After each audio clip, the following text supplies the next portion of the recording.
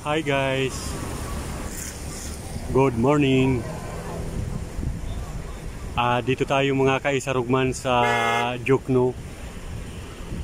Paglagpas sa may tulay guys. Yung tulay na yan, ayan. Pagbaba dito guys ay maraming mga street foods. Mga Paris Mami rin tulad ng tinda ni Diwata. Kaya pala mga kaisarog, maraming mga nakaparada ng mga sasakyan dito ay mga kumakain din dito sa Parisan, dito sa may lagpas sa may tulay.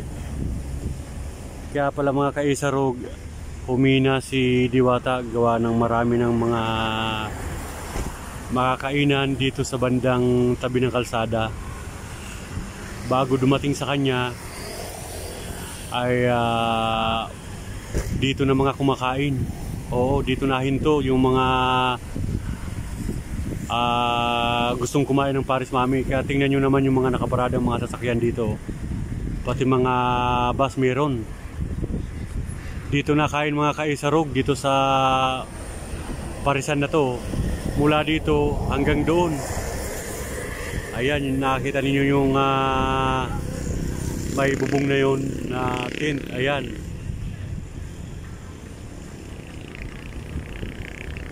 Marami na rin ka-kompetensya si Diwata sa Parisan. Kaya kanina guys, galing tayo sa Parisan ni Diwata. Ay wala gaano na talagang kumakain sa kanya. Ito pala ang dahilan kaya humina si Diwata. Marami na siyang mga kakompetensya na Parisan. Tingnan nyo guys, paglagpas lang ng tulay, ayan. Pagbaba, ayan, Parisan na. At maya maya ay lilipat tayo para tingnan natin yung Paris na tinitinda rin. Ayan, maraming mga nakaparada rin ng mga sasakyan mga kaisarog. Mula doon sa may paanan ng tulay hanggang sa palusong ay maraming mga sasakyan, mga kotse, delivery van, mga bus na kumakain. At nagtataka tayo mga kaisarugman, dati-dati ay bawal magparada yung mga sasakyan dito sa tabi ng kalsada. Mula sa may tulay na yun, palusong. At ngayon, naninibago tayo gawa ng marami ng mga sasakyan, mga kotse na nakaparada at pati mga motor.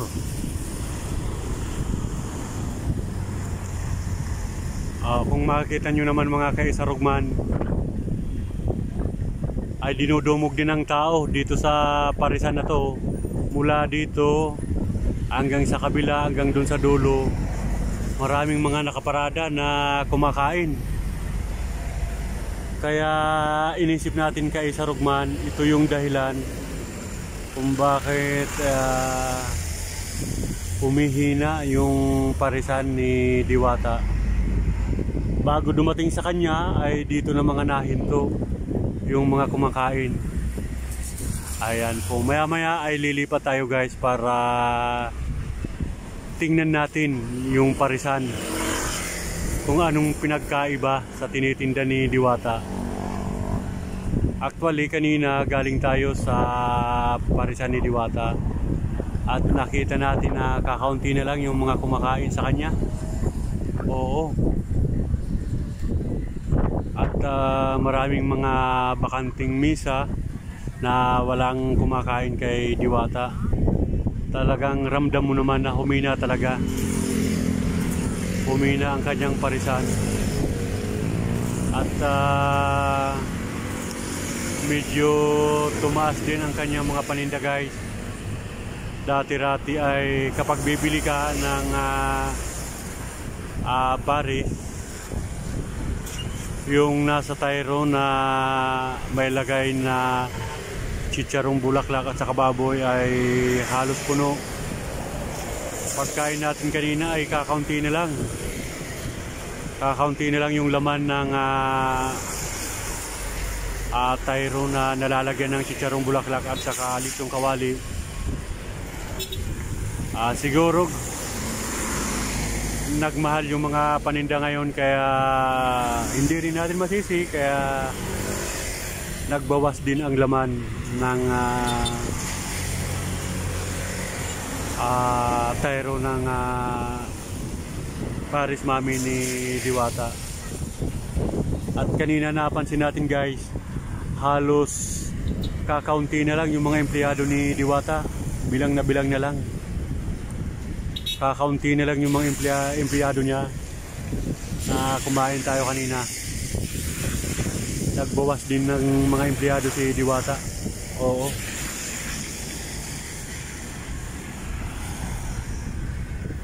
Ito po yung parisan dito sa may paanan ng tulay mga kaisarog. Ayan po. Mula doon hanggang palusong pababa, ayan.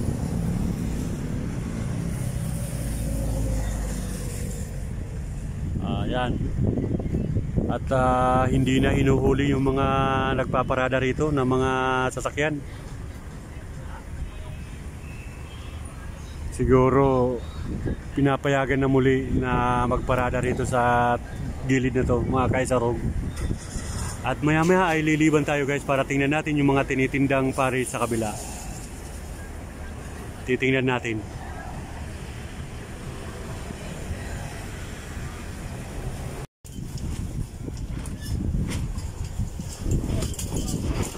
At ito guys, ito sinasabi kong parisan guys. Yan. Oh, nilipad. Nilipad ng hangin. Lakas.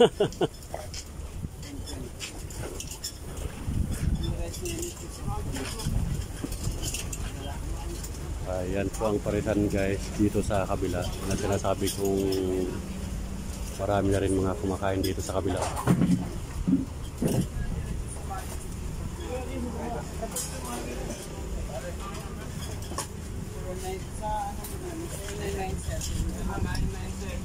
Kaya ito yung parisan.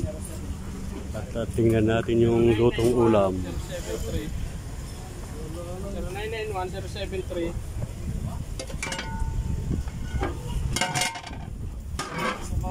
Ayan, may Paris Mami dito. Dalawa daw sa nata 40. At iba sa Paris Mami ay mga may iba-iba rin mga tinitinda guys. 240.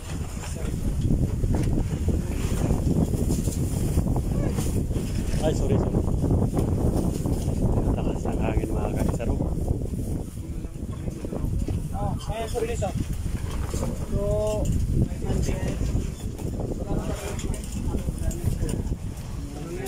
makapagpa-deliver. 991-073-2808. Ano ba yan? Tagal naman. 991-073. Yan po mga kaisarog man ang isang parisan din dito sa may tulay mismo. At yung bandang unan pa, mayroon pa. Kaya marami ng kakompetensya si Diwata. Bago dumating sa kanya ay may mga parisan na hinihintuan ng mga kumakain. Kaya tingnan mo naman yung mga sasakyan guys. Oh.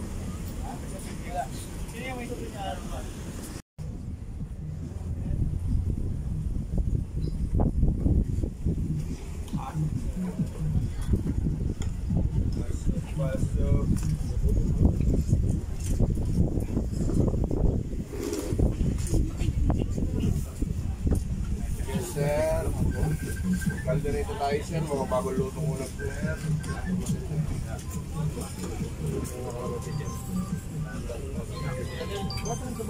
Sige sir, ako na pala dyan. Ano ba sir? Sir. Ayan, parisan din dito sa bandang unan mga kaisarog. Ayan.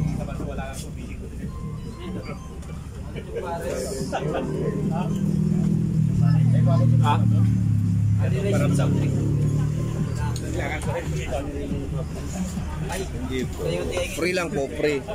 Free. Sir, ano ba kayo sir? Sir, ngayon na doon. Sir, kani sir. Ali Paris with soft drinks. Only din pala rito, ano? Kasi boss, ito rin. Magkano rin order, boss? 100 po, only rice with salt. Mas mura dito kaysa kay Diwata. Kay Diwata, 120. Dito rin galing eh. Ha? Diwata. Hindi natin. Dito. Dito yun natin. Dito ka. Mas mura, mas Tao to, kaya lumabas. mas mura dito. Ayan po guys, mas mura dito guys. 100. Libre soft drinks din. Kaya natin tumakot natin sir. Huwag kayo lalaki ulo natin ha. Okay, sa mga kuya? Sabaw. 70 guys sir. Bigyan natin ang sabaw sir. Huwag na mo.